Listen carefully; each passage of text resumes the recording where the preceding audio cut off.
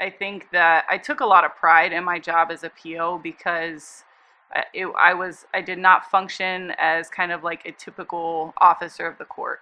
Um, I really tried to build relationship with the women that we serve, and I took the stance that connection is everything when we're working with survivors, and when you're working with women, period.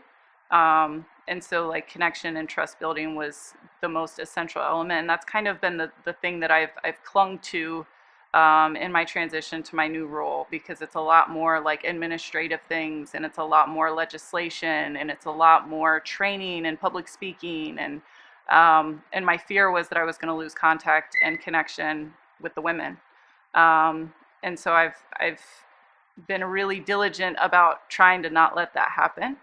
And so this graduating class is particularly special to me because I supervised them for half of their journey. Um, and you know, so this is probably the last class that I'm going to have a deep connection with on that level, just because of my new role that I'm in. I think the whole understanding of human trafficking is a little bit inaccurate.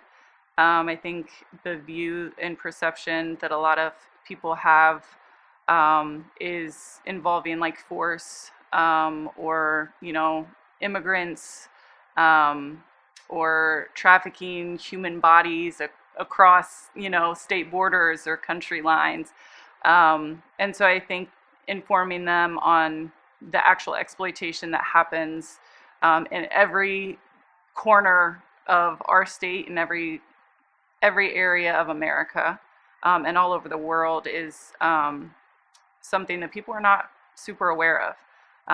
And so that's kind of, probably the theme of most of the training. But my personal hope to always convey is that they would walk away having an understanding of women who experience trauma that leads to choices that they make, that are attached to a lot of ugly stigmas, that those stigmas might be torn down, and that the women that are in these narratives that they hear about would then be humanized, that they would be seen, that they would be heard, that they would be valued for the absolutely phenomenal beings that they are. So that's kind of like my personal hope every time I have somebody in front of me that I get the honor to talk to about Catch, about the journey of the women that we serve. So, that's a particularly challenging feat working in the criminal justice system, because we are a system that for so long has victimized and exploited and abused a lot of people, but definitely the women that are in Catch. And so the trust factor is challenging. And a lot of times we're unable to obtain that, and rightfully so. And that's not something that we take personal. Um, I think I think the most valuable thing that you can offer anybody that's vulnerable um, is just space to be seen, space for them to speak and be heard, and then of course just acceptance. Safety is kind of like our number one priority in Catch, whether we're in the courtroom, whether we're in a team meeting, whether we're going to their treatment centers. We're very cognizant of all the decisions that we make regarding the women and our interactions with the women. Um, but also, I think, like, letting them know that we're human too. We don't expect y'all to be perfect. We make dumb decisions all the time. And kind of just like the transparency of, you know, love is a hell of a drug. And even when we fall in love, we might make poor decisions, right? And I get frustrated with my child, and I raise my voice too. And, all the things that they experience in motherhood, in dating, in sex, in work, right? All the challenges that they experience, we also experience on some level. They have a lot more baggage, of course, that comes with it. But I think kind of like normalizing mistakes, and the narrative of this court system, we're not here to punish you. This court system, this court, is here to journey with you. And we like when you mess up in court, because it like gives us opportunities to teach, right? And to learn and to grow. And that's what life is about. It's not about, oh man, you messed up and now you got a consequence, you got a sanction, you got to do jail. It's about, yo, let's reflect. Let's look at this. What happened? What were you feeling? What were you thinking? What were you dealing with? What was going on in your life? And looking at where the deficits are, and working on those deficits to help them to learn and grow from it. So I think that's where connection comes in: vulnerability, transparency, safety.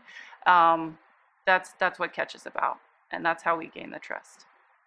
Working at Catch, I literally am constantly learning. One of the biggest assets that I refer back to often is just like the resilience that they have, the resilience that I see in them on a daily basis. Um, it empowers me, um, and it makes me feel like, if they can do it, if they're getting up every day and putting a smile on their face, who am I to not, right? Um, but yeah, man, so much learning. I mean, I don't think that I would have the capacity to love and care as deeply as I do, having not known the women of Catch Court. You know, singing words, um, that a survivor has written, um, is one of the greatest honors.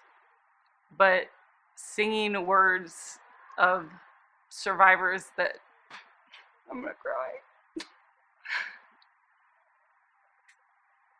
that I've seen, chained to the back wall in the courtroom,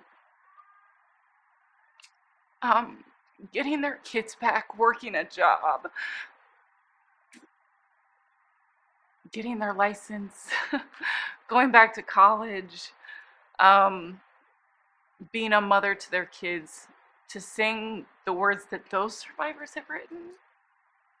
Man, that is the highest honor and the greatest gift I think I've ever been given from my experience in Catch.